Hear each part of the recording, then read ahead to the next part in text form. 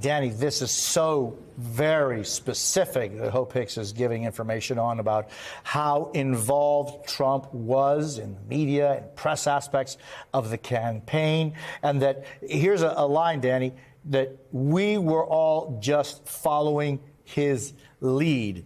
This is a very effective line of questioning by the prosecution. Only one of two things will be true at the end of this trial. The defense will try to portray Donald Trump as the master of a large domain that is run by lots of minions and that things are handed to him to sign, like checks, contracts, agreements, and he relies on people. So, for example, he's going to claim that Michael Cohen, if he submits an invoice for attorney fees, he's not really going to look it over too much. He's going to sign it. The other version is that Trump was intimately involved in all aspects of his business. This was a closely held business, as Hope Hicks has already testified, and Donald Trump wanted to know about everything that's going on.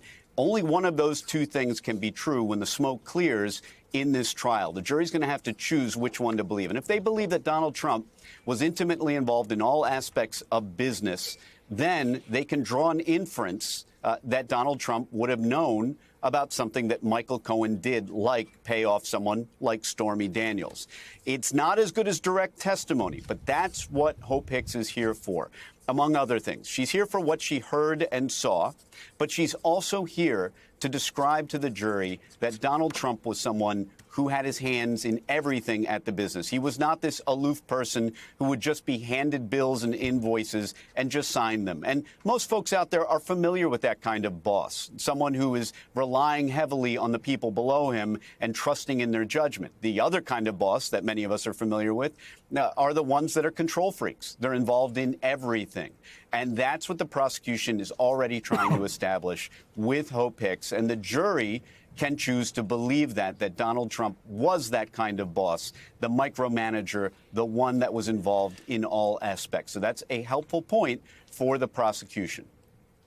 Yeah, and I mean, Yamiche, just thinking back to the Trump administration days that you were there covering, you know, when they asked Hope Hicks how involved was he, Trump, in media and the press aspects, certainly at the time it was very clear that the president was very interested in what the media was or was not saying about him.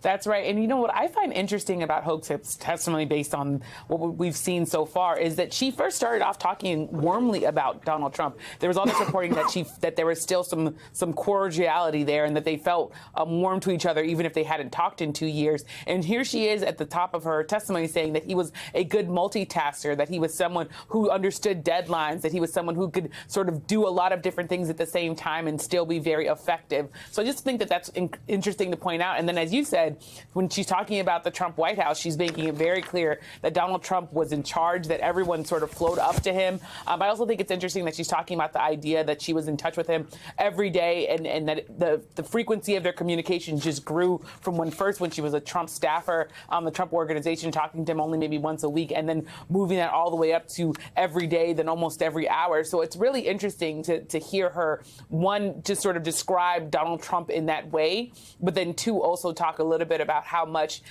talk a lot about how much he was involved in the day-to-day aspects of press interviews, of decisions, of financial decisions. So it really is a window, I think, into Hope Hicks and the role that she was playing there.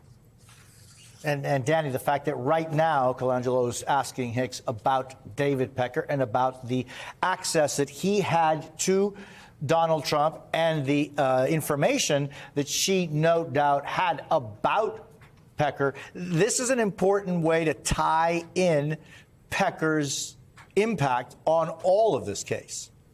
Exactly right. I mean, that's what the prosecution is doing. They have some witnesses that are really interesting, flashy witnesses, but they may have some credibility problems. David Pecker, Keith Davidson, and eventually Michael Cohen and maybe Stormy Daniels.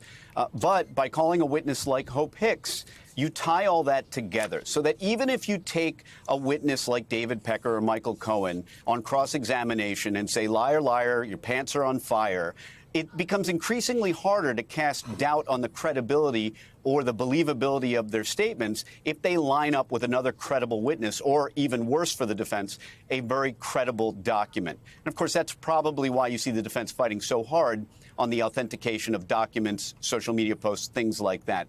But when the case is in, when the prosecution's case is in, ideally for them, they will have lined up all of this testimony, credible testimony, to shore up the holes in the possibly incredible testimony of some witnesses with shakier backgrounds. And that's exactly what a Hope Hicks does. It's why I've said she may quietly and loudly be one of the most important witnesses. I say loudly because people know her name. She's a character in Trump world. But quietly, she lacks credibility challenges and can authenticate conversations, documents, and even describe the Trump Organization chain of command. All things that may not be as high profile in terms of testimony. They may not be as titillating the way I'm going to call him David Dennison.